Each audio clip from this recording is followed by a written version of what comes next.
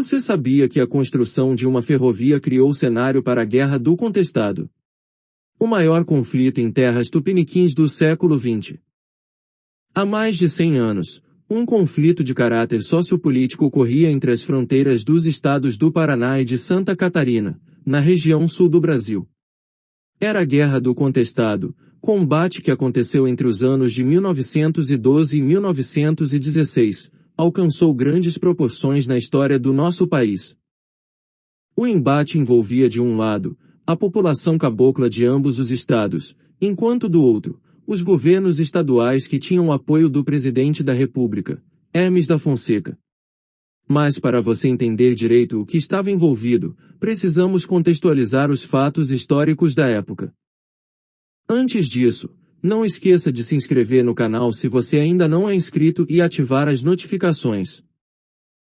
E no final do vídeo, se você gostou do conteúdo, não esqueça de deixar aquele like, comentar o que achou do vídeo e compartilhar com os seus contatos.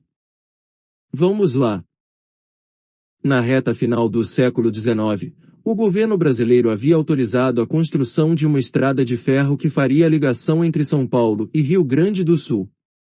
Acontece que, para realizar este projeto, era necessário desapropriar uma área de cerca de 30 quilômetros de extensão na área de fronteira entre os estados do Paraná e de Santa Catarina.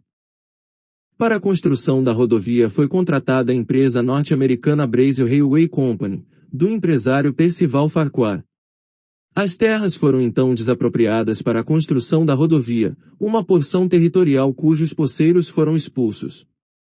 O governo brasileiro havia declarado aquela região como área devoluta, isto é, como se ninguém as ocupasse. Nesse caldeirão ainda existia um número grande de imigrantes que foram trazidos para servir como mão de obra e ao fim do trabalho ficaram desempregados. E para piorar, Farquhar, também dono de uma madeireira, havia adquirido parte daquele território desapropriado, com permissão brasileira para extrair madeira da faixa de terra. Isso levou os pequenos fazendeiros que atuavam no setor à ruína. Acho que está bem claro que o caldo azedou. Agora podemos voltar ao contexto do conflito. Semelhante a outros conflitos no Brasil, o messianismo deu o tempero final para o início da Guerra do Contestado. Um monge chamado José Maria foi recebido pelos habitantes da região como a ressurreição de um antigo líder espiritual e passou a interferir nas questões políticas da população por meio de sua fama. O monge liderou os camponeses e os antigos trabalhadores da empresa construtora da ferrovia, fazendo-os se unirem aos poceiros prejudicados na questão madeireira. Esse grupo declarou a região como um governo independente, o que causou um grande incômodo no governo federal, em especial nos coronéis locais, incomodados pelo poder do monge, e também pela igreja, que condenava o messianismo. O governo federal então lançou uma intensa ofensiva contra o grupo liderado por José Maria. Depois de 2 anos sem muito sucesso, o exército brasileiro e as polícias locais obtiveram sucessivas vitórias, completando a vitória com a prisão do último líder dos revoltosos, Deodato Manuel Ramos. Com um saldo de mais de 5.000 caboclos mortos, foram quase 46 meses de conflito, tornando a Guerra do Contestado o conflito de maior duração e número de mortes da história brasileira. Apesar da derrota dos sertanejos, a Guerra do Contestado é considerada a precursora das lutas por terra no Brasil. Com o fim dos embates, o conflito ainda precisava ser finalizado oficialmente.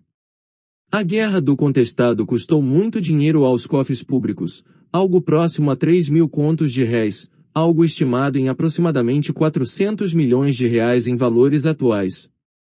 Para firmar um acordo que colocasse fim na guerra, o presidente Venceslau Braz, junto dos governadores de Santa Catarina e Paraná, assinaram um acordo de limites, que deu fim ao litígio territorial. E aí? Se gostou do vídeo, aperta o botão de gostei, comente o que achou do conteúdo e compartilhe com os seus contatos. Valeu, até a próxima!